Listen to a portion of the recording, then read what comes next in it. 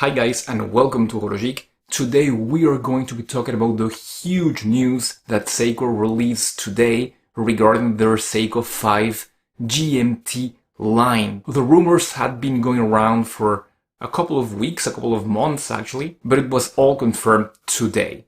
So we're going to be talking about the watch, of course, and about why I believe that this is a huge deal for the industry.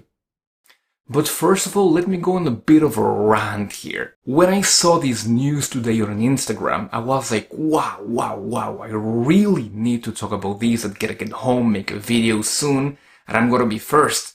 However, when I checked, there is actually a couple videos around, and they're not from today. They're pretty old videos. There's one from Watch Chris, who released this information about in late April, I believe. This is huge news, guys.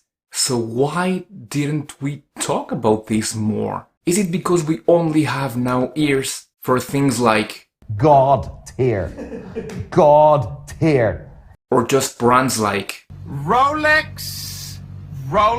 I really hope not, guys, because I'm going to explain why, according to me, this is very important news for us guys. Alright, rant over, let's talk about the watch itself. You're going to be having 3 models, which are all based on the tried and true SKX base that the new Seiko 5s have been relying on for the last 3 years. So you've got the same set of dimensions, so 42.5mm in diameter, with a thickness of 13.6mm, so just 0.1mm more than on the SRPDs and other dive-style watches from the Seiko 5 line. So there's going to be 3 models. The first, the SSK001 black dial, black bezel insert with a red GMT hand. The SSK003 is going to have a blue dial with what appears to be a Batman bezel insert, blue sunburst dial and blue GMT hand. And the final version, the SSK005, which is the orange version, very SKX that one, with an orange dial, an orange rehot, a black bezel insert with gilt numerals. What you need to know about these bezel inserts, it's that they're not stainless steel as we would have supposed, but they are hardlex. Is that a good thing? I am not certain, but at least they're a bit original. Let's talk about this bracelet, and this is going to be a nostalgic bonus for those lovers of the SKX. This is going to be a 5-link Jubilee style bracelet, but this looks much better than the one on the SKX because this one seems to have solid links and even solid end links. I do not know if the bezel is bi-directional. I couldn't find that out on my research, so if you guys know, please do let me know in the comments below. I don't know either if that clasp is going to be solid or not.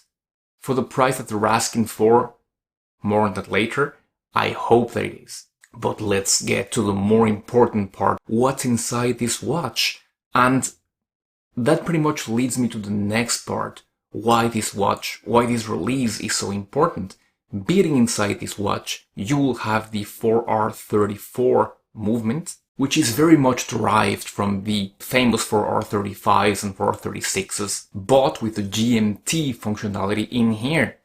And in case you're wondering, this is not what you call a true GMT, this is an office GMT, which means that when you unscrew the crown and you pull it to the first position, you can set the GMT hand independently. I don't actually know which way is better. I know that everybody's going crazy for the true GMTs. I have both kind of GMT watches.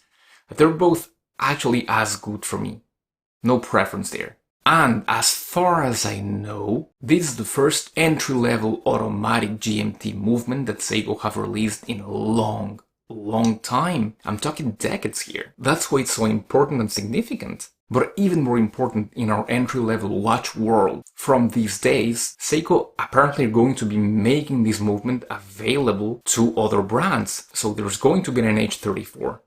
I don't know exactly when, but that is huge news, because the GMT complication is such a useful one. And a true and tried beast, like the NH35, was really missing. On entry-level AliExpress watches you had the pearls, and you didn't know how reliable were those other Chinese watches resorted on making their own NH36 GMT, I believe, which was not a wonderful solution either. And same thing reliability, you were not certain of what you were getting. But here with something from the NH30 family, you know you're getting a workhorse, you know you're getting good quality. So that is amazing news for us who like micro brands and who like entry-level watches as a general. Yeah, last things that I wanted to talk to you about was release dates and price. The price will be around 470 euros and release date is going to be in July. It's not specific when in July exactly, but as soon as I've got news, I will let you know. So 470, everybody at Fratello and Hodinkee were like, whoa, this is dirt cheap.